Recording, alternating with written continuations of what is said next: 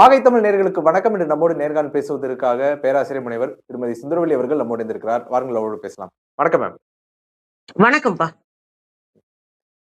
ஈரோட்ல பல சோதனைகளை தாண்டி தாவேகா மாநாடு நடத்த போகுது.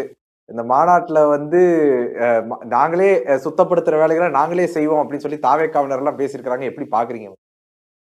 இல்ல, அவங்க ஒவ்வொரு முறையும் அப்படிதான் சொல்லுவாங்க. எப்படின்னா சுத்தப்படுத்துகிறத அவங்க செய்யறோம்னு சொல்லுவாங்க. குழந்தைகளை அழைத்து வர வேண்டாம்னு சொல்லுவாங்க. அது மாதிரி கர்ப்பிணி பெண்களை அழைச்சிட்டு வராதீங்கன்னு சொல்லுவாங்க. வயோதிகர்கள் வராதன்னு சொல்லுவாங்க. அது சகஜமா எப்பயும் சொல்றதா. ஆனா அதை கேட்க மாட்டாங்க. அதை ஒழுங்குபடுத்துறதுக்கு இவங்ககிட்டயே ஆள் கிடையாது. நீங்க ஒரு மாநாடோ ஒரு பொதுக்கூட்டமோ ஒரு வேலையோ செய்யும் போது நாங்க தொண்டர்களை வச்சு நீ சரி பண்ணுவோன்னு சொன்னாங்கல்ல. இங்க அது என்ன ஒரு பாண்டிச்சேரியில கூட மஞ்சள் கலர் சட்டையை போட்டு நிக்க வச்சாங்கல்ல. அவங்களுக்கு யாரு ட்ரைனிங் கொடுத்தா? பெரிய பெரிய போலீஸ் ஆபீசர்ஸ் பயங்கரமா ட்ரைனிங் கொடுத்து நான் கூட ஏதோ பயங்கரமா அடிச்சு சிலம்பு சுத்த போறாங்கன்னு பார்த்தா தள்ளி விட்டுட்டு ஓடுறாங்க உள்ள. அப்புறம் எதுக்கு நீங்க தொண்டர் படையை உருவாக்குனீங்க? சொல்றாங்க, சொல்லாமலாம் இல்லவே இல்ல. ஒவ்வொரு முறையும் வயோதிகர்கள் வராதீங்க, குழந்தைங்க வராதீங்க, கர்ப்பிணி பெண்கள் வராதீங்க, ஏறி தவ்வாதீங்க, மரத்துல தொங்காதீங்க. எனக்கு தெரிஞ்சு நான் ஒரு 19 வயசுல இருந்து அரசியல இருக்கேன். எனக்கு தெரிஞ்சு மரத்துல தொங்காதீங்க, வண்டியில ஏறி நிக்காதீங்க, கரண்ட் கம்பியில தொங்காதீங்க, டிரான்ஸ்பாரத்துல ஏறாதீங்க, அடுத்த வீட்டு மாடியில குதிக்காதீங்கன்னு அறிக்கை விட்ட ஒரே கட்சி இந்த கட்சின்னு தான் நான் நினைக்கிறேன். இது வழக்கமா சொல்றதாங்க. ஆனா அதை நிறைவேற்றக்கூடிய அரசியல் புரிதலை தன் தொண்டர்களுக்கு உருவாக்கணும். அதுக்குதான் பல முறை நம்ம வலியுறுத்திட்டோம். கிளை கழகங்களை தெளிவுபடுத்துங்க, அரசியல் படுத்துங்க, பக்காவா அவங்களை வேரூன்ற வச்சு அவங்களை அரசியலாக்குனாதான் கிளையில இருந்து அழைச்சிட்டு வரப்படுற மத்தவங்க எல்லாம் அரசியல் படுவாங்க. மேல ஒரு 4 பேர் பேசுறது பேர் அரசியல் இல்ல. அதுவே அரசியல் இல்ல. அது வேற. எங்க அண்ணன் பேசுறது மட்டும் என்ன அரசியலா? சிஎம் அங்கிள் அப்படின்றது அரசியல் இல்ல. இங்க வேற நிறைய அரசியல் இருக்கு. தமிழ்நாட்டின் உரிமை குறித்த அரசியல் எல்லாம் பேசப்பட வேண்டி இருக்கு. ஆனா பாவம் அவருக்கு அரசியல் தெரியாது, கூட இருக்கிற 40 பேருக்கும் அரசியல் தெரியாது. மற்ற கட்சியில இருந்து விரட்டப்பட்ட, தோற்று போன, அடையாளமற்று போன அத்தனை முதியோர் இல்லத்தையும் கூட்டு வந்து உள்ள வச்சுக்கிட்டு என்னமோங்க பாவங்க எங்க அண்ணன் கட்டி இறக்கி விட்டாங்க, பலியாயிட்டு இருக்காரு. அதை மட்டும் தான் நான் இப்போதைக்கு சொல்ல முடியும். இப்போ செங்கோட்டையன் அவர்கள் சொல்றாரு, என்னுடைய கடைசி சொட்டு ரத்தம் இருக்கிற வரைக்கும் விஜய் அவர்களை கோட்டையில ஏத்தாம நான் விட மாட்டேன் அப்படின்னு சொல்லி இருக்கிறாரு. அதை எப்படி பாக்குறீங்க? எனக்கு என்னன்னா 10 நாள் கெடு கொடுத்தது யாரு? சொந்த கட்சியாக இருந்து சின்ன வயசுல இருந்து எம்ஜிஆர் காலத்துல இருந்து ஒரு கட்சியில தொடர்ந்து பயணித்து அமைச்சரா இருந்துட்டு அந்த கட்சிக்குள்ள ஒரு பிரச்சனை வருதுன்னா அந்த பிரச்சனையை எதிர்கொண்டு ஜெயிக்க முடியாத ஒரு ஆள் தான் இவரு. 10 நாள் டைம் கொடுக்குறேன், நீங்க கட்சியை ஒருங்கிணைங்கன்றாரு. 11ஆம் நாள் களத்துல போய் நின்றுக்கணும்ல. மிச்ச மீதாரி இருக்கிற அத்தனை பேரையும் கூட்டு உட்கார வச்சு ஒரு மாநாடு நடத்திருக்கலாம்ல. மொத்த அதிமுக தொண்டர்களையும் ஒருங்கிணைச்சு நாம ஒற்றுமையா இருந்தா மட்டும்தான் குறைந்தபட்ச எதிர்கட்சியாவது வர முடியும். செஞ்சிருக்கலாம்ல. என்ன கழட்டினாரு நான் கேக்குறேன். என்ன அறுத்து தள்ளினாரு அண்ணே செங்கோட்டையன்? ஒண்ணும் பண்ணல. நான் அப்படியெல்லாம் சொல்லலையே, 10 நாள் நான் கெடு கொடுக்கலையே அப்படின்னு தான் சொன்னாரு. இதுக்கு முன்னாடி இன்னொரு வார்த்தையும் சொன்னாரு, என் கடைசி மூச்சு இருக்கிற வரை அதிமுகவுக்காக உழைப்பேன், ஒரே ஒரு அதிமுக கொடியை போட்டு என்னைய போதைங்க அப்படின்னாரு. இப்ப எங்க போய் உட்கார்ந்துருக்காரு? தாவேக்கான்னு முந்தா நாள் தோன்றிய பெஞ்ச மழையில நேத்து முளைச்ச காளான். அந்த காளான்ல அந்த காளான் செட்டுல போய் உட்கார்ந்துகிட்டு வீரவசனம் பேசிட்டு கடைசி மூச்சு இருக்கிற வரை நாங்கள் கோட்டை ஏற்றுவோம். எப்படி ஏத்துவீங்க? கோட்டை ஏறின கட்சியவே ஒண்ணும் பண்ண முடியல. நீண்ட காலம் தமிழ்நாட்டுல ஆட்சி செய்த கட்சி அதிமுக. திமுக கூட கம்மியான நாட்கள் ஆண்ட கட்சி. அதிகமான ஆண்டுகள் ஆண்ட கட்சி அதிமுக. ஆண்ட ஒரு கட்சி, அதிகமான நாட்கள் ஆண்ட ஒரு கட்சியவே ஒருங்கிணைக்க முடியல. அதுக்கு குறைந்தபட்சமான ஒரு அடிப்படையான செயல் திட்டத்தை வகுக்க முடியல. இங்க எதுவுமே தெரியாத, ஒண்ணுமே அரசியல் படுத்தப்படாத ஒரு ரசிக கும்பலை வைத்து இவரை போய் அதிகாரத்துல உட்கார வைப்பாருமா? அவ்வளவு அதிகாரம் இருந்தாதான் கட்சியை கைப்பற்றிருப்பாருலங்க. ஒரே அடி அடிச்சு ஓட விட்டுருப்பாருலங்க. நான் பார்த்து உன்னைய கட்சி கூப்பிட்டு வந்தேன். யாரு? இபிஎஸ். நான் பார்த்து உன்னை கட்சி கூப்பிட்டு வந்தேன் இபிஎஸ். என்கிட்ட எல்லாம் உன் வாழ ஆட்டாத. நீயே உன் மகன், உன் ஜம்பாத்தியம், உன் சுரண்டெல்லாம் ஓரமா வச்சுக்கோ, கட்சி எங்கிட்ட விட்டுருன்னு அடிச்சு வாங்கியிருப்பாருல. அங்க ஏன் ஒண்ணும் பண்ண முடியல? இங்க சும்மாங்க பாவம் ஆறுதலுக்கு ஏதோ பேசுறாரு, பேசிட்டு போட்டும் பெருசு. இல்ல, நீங்க இப்படி சொல்றீங்க. ஆனா அந்த கட்சியில அவருக்கு பெரிய மதிப்பு கிடைக்குதுங்கிறப்போ அவர் எங்க மதிப்பு கிடைக்குதோ அங்க போறாரு நம்ம எடுத்துக்கலாம் இல்லைங்களா? இல்ல போகலாம் போலாம். மதிப்பு அப்படின்ற ஒன்றை வச்சு மாத்திரம் ஒரு அரசியல மதிப்பீடு பண்ணுவீங்களா? எனக்கு மரியாதை இல்ல. அதனால நான் வெளிய போயிடுறேன். எனக்கு மரியாதை இல்ல. அதனால நான் இன்னொரு கட்சிக்கு போறேன். எல்லா கட்சிக்குள்ளும் பிரச்சனை இருக்கும். எல்லா கட்சிகளும் முரண்பாடு உண்டு. எல்லா கட்சிகளுக்குள்ளும் குழுவா நின்னுகிட்டு ஒரு கும்பல அடிச்சு வெளிய விரட்டிட்டு தான் இருப்பான். குழுவா நின்னு அதிகாரத்துக்கு வந்துகிட்டு தான் இருப்பான். அரசியல்ன்ற பேர்ல எல்லா அயோக்கியத்தனமும் எல்லா கட்சிகளும் செய்வான். ஆனா சித்தாந்த தெளிவுடையவர்கள் அந்த கட்சியை விட்டுட்டு ஓட மாட்டாங்க. அந்த கட்சியில இருப்பாங்க அல்லது அந்த சித்தாந்தத்தோடு இருப்பாங்க. ஒருவேளை வெளியே வரக்கூட வாய்ப்பு இருக்கு. வெளியே வந்தாலும் சித்தாந்தத்தை விட்டு போக மாட்டாங்க. அதுதான் சித்தாந்த தெளிவு இருக்கிறவங்களுடைய வேலை. ஆனா நம்ம அண்ணாத்தைக்கு மரியாதை கிடைக்கலன்னா என்னைக்கு மரியாதை கொடுத்தாங்க? நான் கேக்குறேன். கூவத்தூர்ல என்ன நடந்துச்சு? கூவத்தூர்ல உங்களைத்தான் சின்னம்மா வந்து முதலமைச்சராக்கணும்னு பேசினாங்க. அங்க டிடிவி தினகரன் இடையில வந்துதான் இபிஎஸ் ஆக்கி விட்டுறலான்னு அந்த ஸ்டாண்டவே மாத்தினாரு. அப்ப உங்களை வந்து முன்னுரிமை கொடுத்து உங்களை நிக்க வைக்கும் போது அடிச்சு நான் தான் வருவேன், நான் நிக்கிறேம்மா, நீங்க போங்கம்மா, நான் பாத்துக்கிறேன் அப்படின்னு சத்தமா பேச தைரியம் இல்ல. அங்க இருந்து வெளியே வந்துட்டீங்க, என்ன மரியாதை இருந்துச்சு? ஒரு மரியாதை இல்ல. உங்க ஏரியாக்குள்ள சுத்தி திரிஞ்சீங்க. அது இல்லாம உங்களை ஒரு பொருட்டாவே மதிக்கல. கொங்கு மண்டலத்துல கொங்கு மண்டலத்துல சில மணிகள் உட்கார்ந்துகிட்டு அவங்க வேலையை பார்த்துட்டு இருந்தாங்க. பாஜகவோடு ஒட்டு உறவாடினாங்க. உங்க கருத்தை கூட கேட்கறதுக்கு அவங்க தயாரா இல்ல. சட்டமன்றத்துல கூட நீங்க பெருசா பேச முடியாததான் உட்கார்ந்து இருந்தீங்க. இதுதான் இவருடைய நிலைமை. மரியாதைக்காக இன்னொரு கட்சியில போயிருக்காங்க. மேபி அந்த சின்ன குழந்தைங்க மரியாதை கொடுப்பாங்க. ஆனா அந்த மரியாதையை எவ்வளவு நாளைக்கு நீங்க காப்பாத்துவீங்கன்னு தெரியாது.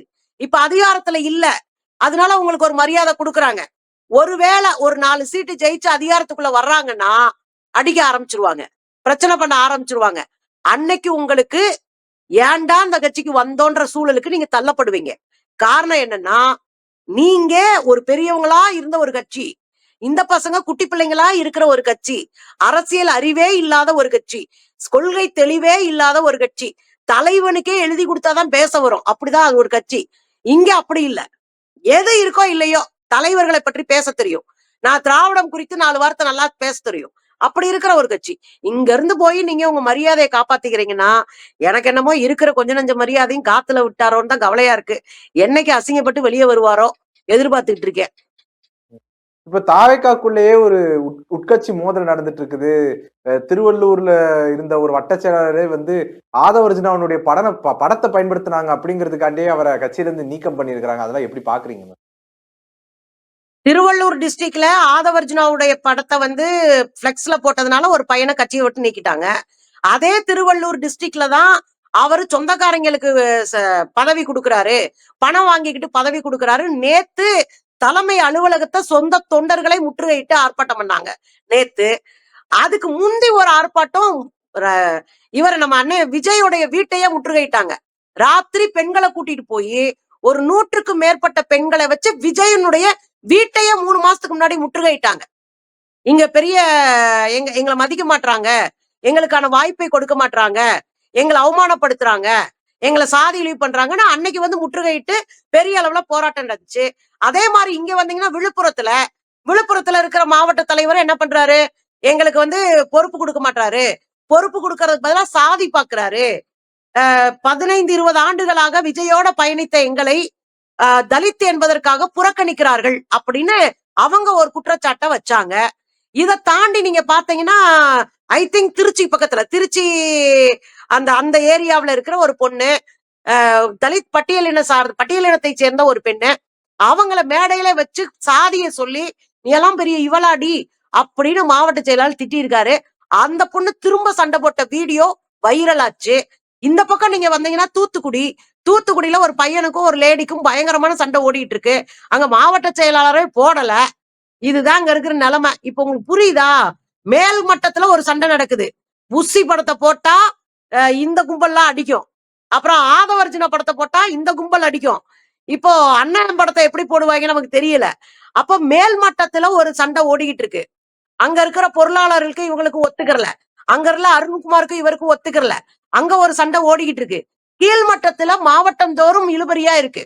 அப்ப இந்த கட்சியை வச்சுதான் நீங்க ஆட்சியை பிடிப்பேன்றீங்க. முதல்ல அதுக்குத்தான் திரும்ப திரும்ப நான் ஒரு வார்த்தை சொல்லிட்டே இருக்கேன். கிளைகளை வலிமைப்படுத்துங்கள். கிளைகள் தான் ஒரு இயக்கத்தினுடைய வேருங்க.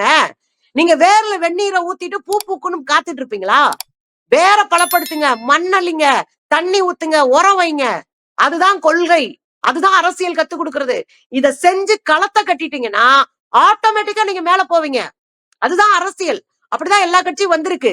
இத நம்ம சொன்னோம்னா, நாம ஏதோ அவங்களுக்கு எதிராக அப்படிலாம் நீங்க பெரும் படையும் கிடையாது. நீங்க பெரிய ஜெயிக்க போற படையும் கிடையாது. 15ல 16வது ஆளு நீங்க அவ்வளவுதான். அதனால புரிஞ்சுக்கணும். களத்த கட்டாம அண்ணன் வந்து பலிகடாவாக போறாரு. இவ்ளோ பிரச்சனை ஓடிக்கிட்டு இருக்கு. சாதி பிரச்சனை பெரிய அளவுல ஓடிட்டு இருக்கு. பண பிரச்சனை பெரிய அளவுல ஓடிட்டு இருக்கு. இத கவனத்துல வச்சு கிளைகளை சீர்திருத்தம் செய்யாம, வலிமைப்படுத்தாம நிக்கவே முடியாது. இன்னும் அசிங்கப்பட வேண்டியிருக்கும். நாளைக்கு விஜய் போற காரையே மறிச்சு நிப்பாங்க தம்பிங்க. இப்ப தமிழக வெற்றி கழகத்தின் மேலான ஒரு கருத்து கணிப்புகள் அப்படிங்கிறது அங்கங்க சில அன்அபிஷியல் நிறுவனங்கள்லாம் பண்றாங்க. அதன் மூலமாக அவங்க என்ன சொல்ல வராங்க அப்படின்னா, தமிழக வெற்றி கழகம் அதிகப்படியான வாக்குகள வந்து பெறுறதுக்கான வாய்ப்பு இருக்கு அப்படின்லாம் சொல்றாங்க. உண்மையிலேயே தமிழக வெற்றி கழகத்துக்கு மிகப்பெரிய ஆதரவு இருக்கு அப்படின்னு நீங்க நினைக்கிறீங்களா? நீங்க 35% வாக்கு வந்துருச்சுன்னா அடிச்சு விடுறாங்க. தமிழக வெற்றி கழகமே ஒரு சர்வே எடுத்துச்சு. நீங்க வெளியே இருக்கிறவங்க சர்வே தானே சொல்றீங்க. தமிழக வெற்றி கழகம் போன ஆண்டு ஒரு சர்வே எடுக்கிறாங்க. போன ஆண்டு இவங்களே ஒரு இதை எடுக்கிறாங்க, ரிப்போர்ட் எடுக்கிறாங்க. அதுல நீங்க பாத்தீங்க அப்படின்னா 4 இடத்துலதான் 6% ஓட்டு விழுந்தது. இவங்க எடுத்த சர்வேல, தாவேக்கா எடுத்த சர்வேல 6%, 4 இடத்துல. மத்த இடங்கள்ல எல்லாம் பாத்தீங்கன்னா 3.5, 4%. ஒரு 3 இடத்துலயோ 4 இடத்துலயோ 1%. நான் ஆதாரம் வச்சிருக்கேன், நான் வீடியோவே போட்டிருக்கேன். முழு ஆதாரத்தோட வீடியோ இருக்கு என்கிட்ட, நான் வேணா தர்றேன்.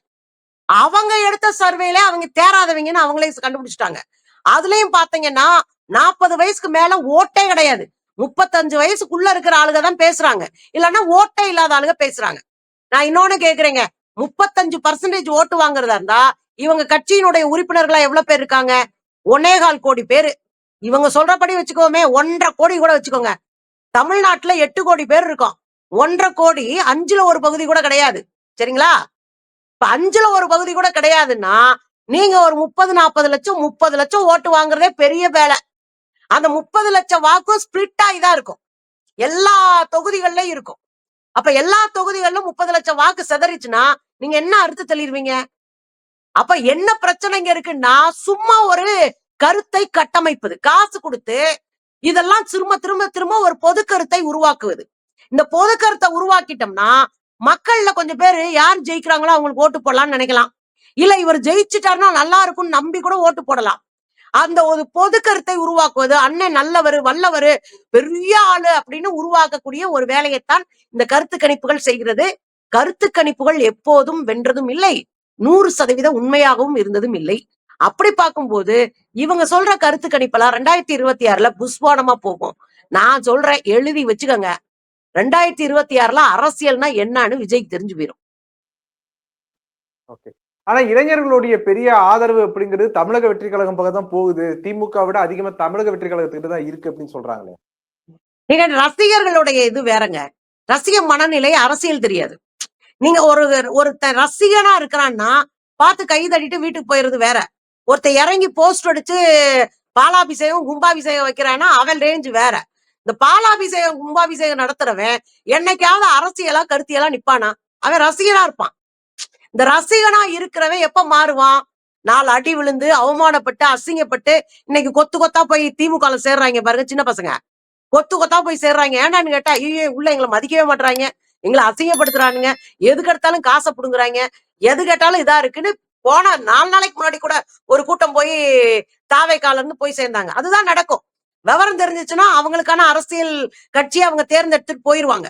நீங்க ஆ சீமானுடைய கட்சி இருக்குல்லங்க, அதுல கூட 4 பேர் என்னத்தவோ வாச்சுப்புட்டு பேசிட்டு திர்றாங்க. அதவே நான் கணக்குல சேர்க்க மாட்டேன். அதுவே கட்சி இல்ல. அதுல கூட 2 பேர் பேசிட்டு திர்றாங்க. ஆனா எதுவுமே பேசாம, எந்த அடிப்படை அறிவும் இல்லாம, இளைஞர்களுடைய வாக்கு அப்படின்றானுங்க. இது ரசிகர்களுடைய வாக்கு.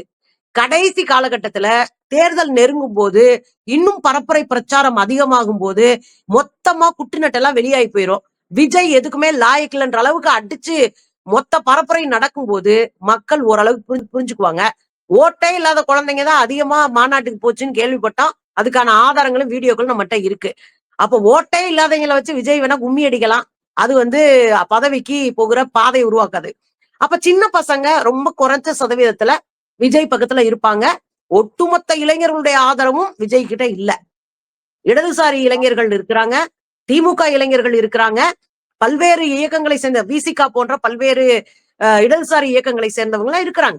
சோ இளைஞர்கள்லயே வாசிக்கிறவங்க, தகுதியானவர்கள், அரசியல் தெரிஞ்சவங்களும் இருக்கத்தான் செய்யறாங்க. இது மாதிரி சந்தோஷமா ஒரு ரசிக மனப்பான்மையில இருக்கிறவன் இருப்பான். ஆனா அது மாறி போயிடும். அதனுடைய ரேஷியோ கம்மி. அதனால இந்த ரசிகர்களை வச்சு அதிகாரத்துக்கு வரதெல்லாம் வாய்ப்பு இல்ல. எம்ஜிஆர் திரும்ப திரும்ப சொல்றாங்க. எம்ஜிஆர் வந்து இவரு ஐயா பெரியாரோடு பயணித்தவர். எம்ஜிஆர் பெரியாரோடு பயணித்தவர். 21 ஆண்டுகள் திமுகவுல இருந்தவர். பொருளாதாரம் செய்யப்பட்டவர். எம்எல்ஏவா இருந்தவர். 21 ஆண்டுகள் கழிச்சு வர்றாரு. வந்து தனித்த கட்சி ஆரம்பிக்கும் போது அவரோடு தலைவர்கள் வர்றாங்க. பல்வேறு பெரியாரோடும் திமுகவோடும் பயணித்த தலைவர்கள் அவரோட வர்றாங்க. வீரப்பன் உட்பட அங்க பெரிய பெரிய ஆட்கள் அவரோட வர்றாங்க. வந்து அவருக்கு அட்வைஸ் பண்றாங்க. இதோட 6 ஆண்டுகள் பொறுத்து இருக்காரு எம்ஜிஆர். எம்ஜிஆருக்கு ஏற்கனவே ஒரு கட்டமைப்பு இருக்கு. ஏற்கனவே அவருக்கு அரசியல் தெரியும். ஏற்கனவே எம்எல்ஏவா இருந்திருக்காரு. 21 ஆண்டுகளுக்கு மேலாக திமுக இருந்திருக்காரு. எனவே அரசியல் தெரிஞ்ச எம்ஜிஆர் மேல வந்து 27 வருஷம் கழிச்சுதான் முதலமைச்சர் ஆனாரு. மொத்த அரசியல் பயணம் 27 வருஷம் எம்ஜிஆருக்கு. அதுக்கப்புறம் தான் அவர் வந்தாரு. முதல் நாள் கட்சி ஆரம்பிச்சு 2வது நாள் மாநாடு நடத்தி 3வது நாள் போய் ஆட்சியும் கோட்டையும் பிடிக்கல. சோ இந்த கற்பனை கதையெல்லாம் விட்டுட்டு களத்தை கட்டுங்க. மக்கள் ஏத்துக்கிட்டா வாங்க. உங்களுடைய நேரத்தை ஒதுக்கி எங்களோட கருத்துல பந்தமைக்கு நன்றிங்க. நன்றி.